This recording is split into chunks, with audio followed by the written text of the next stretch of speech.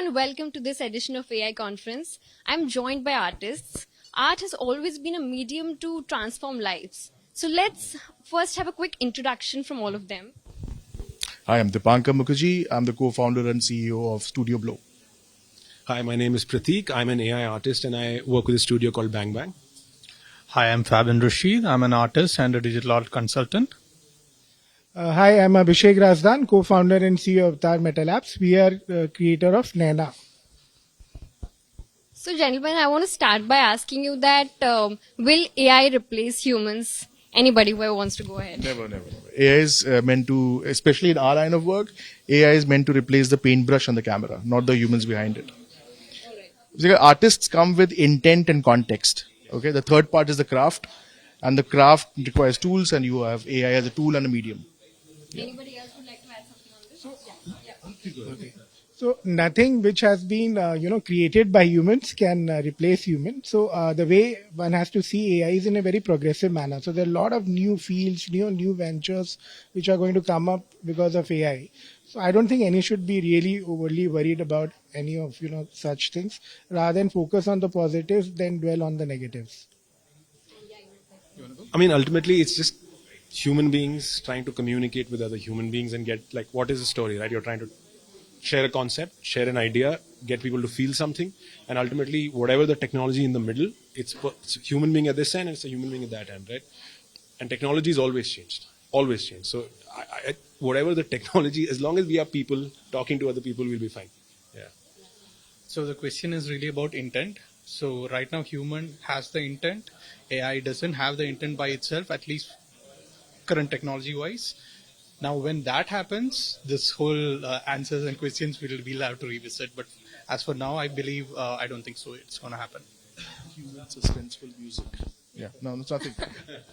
So, what sort of costs are involved? Like, if artists wants to equip themselves with AI and sort of venture into it, what sort of costs is involved? Is it too expensive to have something in AI, or it can be done online? So it's compared to, let's say, the paradigm of 10 years ago when you have to go to do a master's program to learn a specific discipline. Now we have YouTube. You can learn basically everything that is to be learned about AI using YouTube and other websites. Also the tools, most of them, like the creative tools specifically, all have subscriptions. When you put them together, they can get expensive, especially for younger artists, but there are open source free alternatives to basically everything. You just need a computer. So there is some cost, but compared to learning a new discipline a few years ago, it's actually not that significant. But it still needs to be made more accessible. I think especially for younger artists who are just stepping into the industry, it's a confusing time and it can be an expensive time. So I think more and more the effort has to be, how do we equip them to be able to make this leap forward? If you could give us a number, what are the courses like in AI if you want to learn? So I think the best stuff is on YouTube because it changes so fast. So you have to be current. All that learning, I think, is on YouTube, and that's great and that's free. When you look at the tools that are easy to use without too much complicated setup, they're all in the range of $10 to $20 a month, which by itself is also decently large. But if you stack them together, you could be usually spending hundreds of dollars a month on subscription for a full AI workflow. I think that is a challenge. There are companies who are trying to create all of that in one workflow and reduce the price down. But if it were in my power, I would find a way to do partner with one of these companies to do a scholarship of sorts where you say, okay, for 10,000 young artists, we're going to give them 1 year of subscription free to get them into this new field till the tools cost go down. I think that's the big bottleneck right now. Many people tell me that we are a young artist, we want to experiment, but we can't afford the 10 tools because it's $150 a month. I think that's a problem that hasn't been solved yet. Yeah. And for any tips for content creators, because everyone is venturing, everyone wants to be a content creator, they want to tell their story. So any tips for them, should they all be engineers? I mean, should they be really good with technology to become a good artist? In fact, all engineers can become content creators now. But content creators don't need to become engineers. Use this right in your entire workflow, right from coming up with a strategy to the scripting to coming up with quick pre-visualization of what it will look like, and then possibly bringing it into your production workflow as well.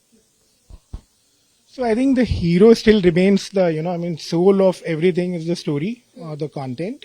You cannot create anything. You can have tools to do it, but if you do not have a narrative or a story, you will end up creating nothing. So I think content still the king. There are multiple tools now to help you create even better content. So that is how one needs to see it. All right, and AI in one word for you. What does it mean? We'll start with you. Promising with a tinge of fear. One word: acceleration. I would go with the word which Professor Das had mentioned, augmentation. And what does that? I mean, if you could simplify that. Partnering with AI, human machine collaboration. Yeah, that's what I would say. I think game changing. It's going to make a lot of new careers in a big way. And should we be fearful? Like, how do you see the media industry, or call it acting, call it art, dance? Should we be scared of the technology which is coming in? Not at all. I think for media and entertainment, it's a brilliant power. It is. We are seeing just the tip of the iceberg now. It's going to be a great future for the media and entertainment industry. I think overall, artificial intelligence, large language models, generative AI has a big role to play beyond, the media and entertainment space. That's where things get a little, possibly slightly fearful. Also, the human intent to defraud, to use it for criminal reasons. What we are using as art, what the videos that we are creating as content, it can also be used to mislead people. That's where the fear is. Anybody else likes to add on this? I think two words here. One is openness, and on the other side, it's caution. We have to be open enough to embrace new technology, but we should be cautious enough to make sure that it goes in the right fashion. So it's all about due diligence, is what I would say. So saying it doesn't work out is not the right way. I would say embracing it is what it should be. Yeah, I think a little fear is good because being complacent is worse. Being scared is not nice, but being complacent and not acting is much worse in this scenario. So if the level of fear that makes people act and say that, okay, I have to kind of keep up, that it's a good level of fear. I think that's important. That's it. What is the question?